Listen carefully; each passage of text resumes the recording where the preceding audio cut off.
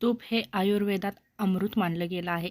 योग्य प्रमाणात आणि योग्य पद्धतीने जर खाल्लं तर शरीराला अनेक प्रकारचे फायदे होतात. चरक संहितामध्ये सुद्धा तुपाला स्मरणशक्ती वाढवणारं, पचन सुधारवणारं आणि ओज वाढवणारं मानलं जातं. तूप खाल्ल्यामुळे अनेक आजारांपासून आपण दूर राहू शकतो. पहिलं म्हणजे पचनाचे विकार दूर होतात. तूप पोटातील आम्ल संतुलित ठेवतं, त्यामुळे ॲसिडिटी, बद्धकोष्ठता, गॅस किंवा फुगणं, कोरडं मल यापासून आपली सुटका होते. हे कसं मदत करतं?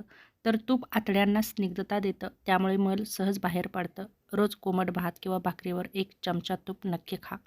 हृदयविकाराचा धोका कमी होतो.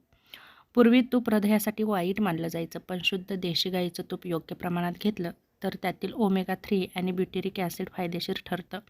वाईट कोलेस्ट्रॉल कमी करतं आणि चांगलं कोलेस्ट्रॉल वाढवण्यास नक्कीच मदत करतं. पण जास्त प्रमाणात जर घेतलं तर त्याचा मात्र वाईट परिणामही होऊ शकतो. सांधेदुखी आणि वातविकार कमी होतात. जसं की गुडघेदुखी, सांधेदुखी, अंगात कोरडेपणा असेल तर तो कमी होतो. तूप सांध्यांना स्निग्धता देतं, त्यामुळे वेदना कमी होतात. मेंदूचे विकार आणि स्मरणशक्ती कमी होत नाही. तूप मेंदूच्या पेशींना पोषण देतं, त्यामुळे विस्मरण, ताणतणाव, मानसिक थकवा कमी होतो. लहान मुलांना आणि वृद्धांना मर्यादित प्रमाणात तूप नक्कीच द्या. त्याचप्रमाणे त्वचारोग. तूप शरीरातील कोरडेपणा कमी करतं, त्यामुळे कोरडी त्वचा, खाज, ओठ फुटणं यासारख्या समस्या कमी होतात.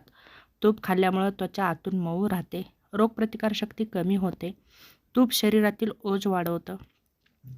वारंवार होणारी सर्दी, अशक्तपणा, थकवा कमी होतो. आतड्यांचे विकार कमी होतात.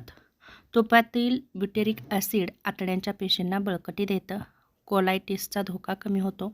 आतड्याची सूज कमी होते आणि हार्मोनल संतुलन राहतं. तूप हे नैसर्गिक फॅट असल्यामुळे स्त्रियांमध्ये हार्मोन संतुलनासाठी मदत करू शकतं.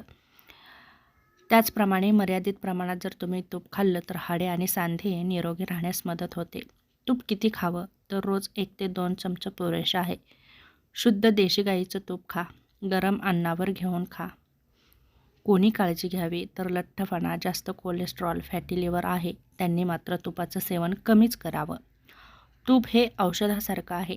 योग्य प्रमाणात घेतलं तर अनेक आजार दूर ठेवण्यास मदत करतं. पण जर अतिप्रमाणात घेतलं तर ते नुकसानही नक्कीच करू शकतं. त्यामुळे तुपाचा आहारामध्ये मर्यादित प्रमाणामध्ये वापर करून तुम्ही नक्कीच आपल्या शरीराचं आरोग्य चांगलं ठेवू शकता आणि निरोगीही नक्कीच राहू शकता.